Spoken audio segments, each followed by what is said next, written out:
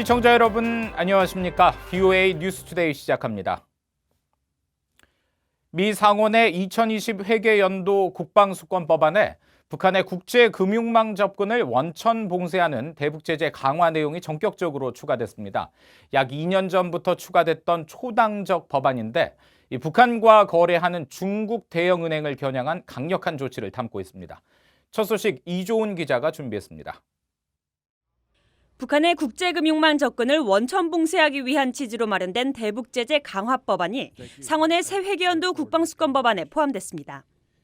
북한에 억류됐다 송환된 뒤 숨진 미국인 대학생 오토 원비어의 이름을 딴 오토 원비어 대북은행 업무 제한 법안으로 민주당의 크리스 벤 홀런 상원 의원이 상원 국방수권법안에 대한 수정안 형태로 제출했습니다.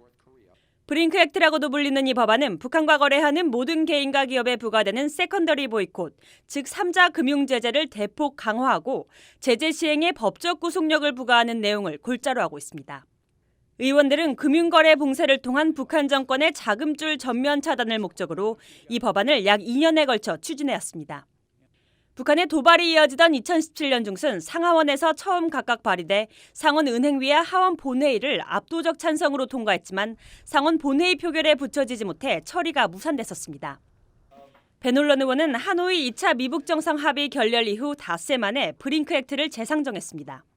All the information suggests that we are not making a lot of progress in that direction and that there's been a lot of leakage in the economic sanctions regime. 또 대북 압박 유지만이 김정은의 핵무기 포기 가능성을 높일 것이라고 밝힌 바 있습니다. 이번 움직임은 의원들이 하노이 회담 결렬 이후부터 대북 제재 강화를 촉구해온 것과 일맥상통합니다. The announcement today that the U.S. has seized a ship that was violating our sanctions, I think, is an appropriate application of maximum pressure. We have to continue to do more, and I'd like to see additional sanctions passed by the United States Congress.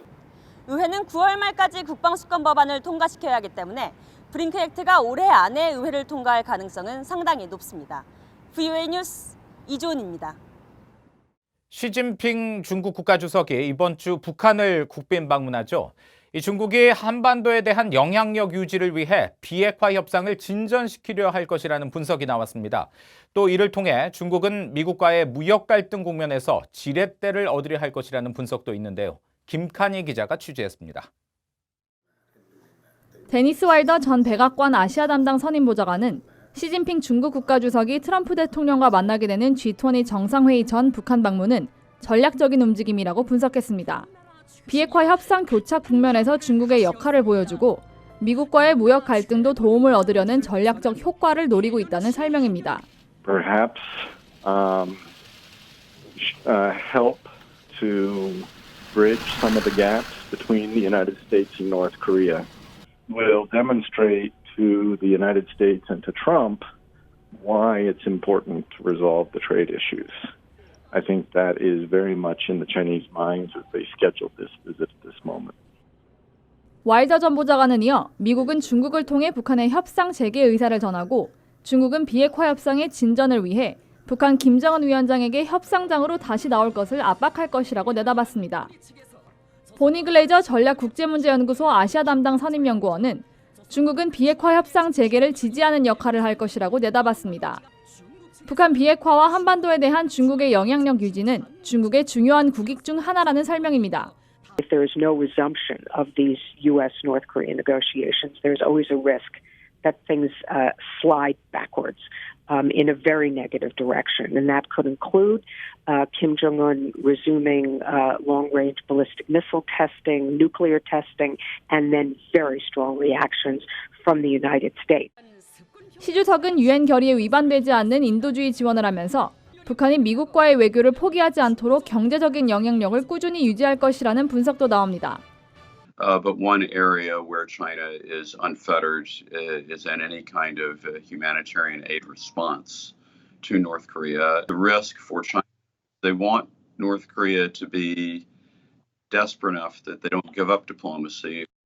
이런 가운데 국무부 관계자는 집권 이후 처음으로 북한을 방문하는 시진핑 중국 국가주석의 어떤 역할을 기대하느냐는 VOA의 질문에 미국은 파트너와 동맹국들 그리고 중국 등 유엔 안보리 상임이사국들과 함께 최종적이고 완전히 검증된 북한의 비핵화, 즉 FFPD 달성이라는 공동의 목표에 전념하고 있다고 답했습니다. VOA 뉴스 김칸입니다. 탈북민들이 북한에 있는 가족들에게 보내는 송금 수수료가 유엔이 발표한 국제 평균보다 적어도 4배 이상 많은 것으로 파악됐습니다. 국제 금융망이나 인터넷이 아니라 중개인을 통하고 또 북한 보위부 요원도 개입하기 때문에 상황이 개선되지 않는다는 지적입니다. 김영권 기자가 취재했습니다. 유엔 산하 국제농업개발기금 IFAD가 16일 국제가족송금의 날을 맞아 발표한 성명에서 올해 국제 이주민들이 본국의 가족에게 보내는 송금 총액을 지난해보다 200억 달러 많은 5,500억 달러로 추정했습니다. 또 해외 이주민들이 본국의 가족에게 보내는 송금 수수료는 전체 송금액의 평균 7%라고 밝혔습니다. 그러면서 송금 수수료가 너무 높다며 2030년까지 수수료를 3% 아래로 낮춘다는 유엔 목표의 중요성을 강조했습니다. 하지만 탈북민들이 북한의 가족에게 보내는 송금 수수료는 국제 평균보다 4배 이상 비쌉니다. 한국의 북한인권정보센터는 지난 3월 탈북민 400여 명을 조사한 보고서를 통해 대북 송금 수수료는 평균 29.3%였다고 밝혔습니다. 국제 금융망이나 인터넷 거래가 불가능해 중국과 북한의 중개인들을 활용하기 때문에 훨씬 비싸다는 겁니다.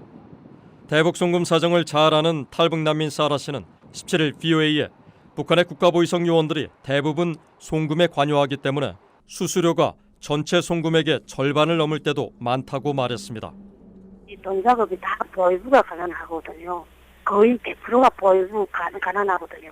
보위부도 그눈 감은 대신도 얼마 몇 프로 입금해서 보위부도 돈을 안 주길래 자급자족이거든요. 사라 씨는 또 국제금융망은 사고가 나도 배상이 되지만 대북 송금은 말할 것도 고소할 것도 없다고 말했습니다.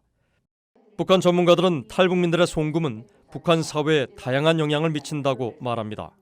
아무리 그 수수료가 떼이고 뭐 일부 그 뇌물로 받쳐지는 부분이 있다 하더라도 기본적으로 이분들 전체 생활에 그런 큰 돈이 올 수 있는 기회가 잘 없으니까요.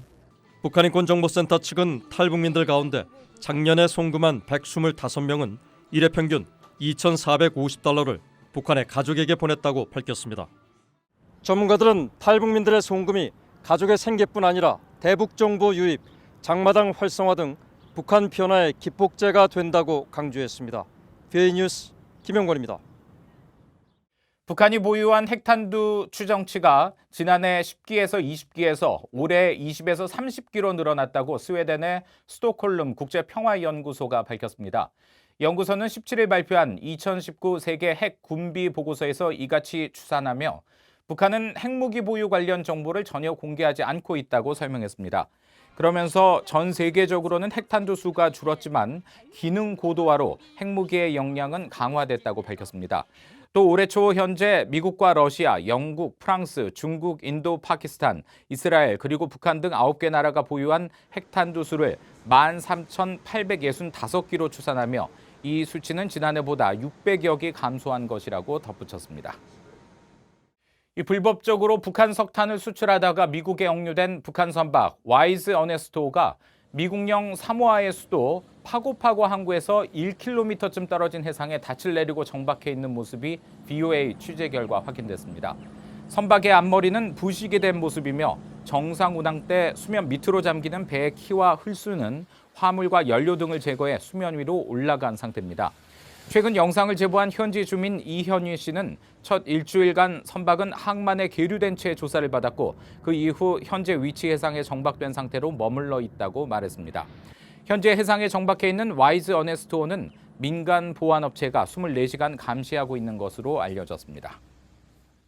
유엔의 토마스 오헤아 퀸타나 북한 인권 특별보고관이 한국을 방문해 정부 고위 당국자들과 만나 중국에 구금된 탈북자 문제에 대한 한국 정부 역할 등을 논의했습니다. 퀸타나 보고관은 17일 서울에서 한국통일부 서호 차관을 만난 뒤 기자들에게 중국 강제수용소에 구금된 탈북민들의 상황과 관련해 한국 정부의 역할이 무엇일지에 대해 대화를 나눴다고 밝혔습니다. 또 한국 정부가 검토 중인 대북 식량 지원과 관련해서도 대북 인도적 지원의 필요성과 방식 등에 대해서도 논의했다고 말했습니다. 퀸타나 보고관은 이어 한국 외교부 이태호 2차관과의 면담에서 북한 인권 개선을 위해 대화와 관여가 중요함을 지속해서 강조해오고 있다면서 북한이 유엔을 비롯한 국제사회와 협력을 보다 확대하도록 국제사회가 독려할 필요가 있다고 강조한 것으로 알려졌습니다. 이상으로 VOA 뉴스투데이 마칩니다. 함께해 주신 여러분 고맙습니다.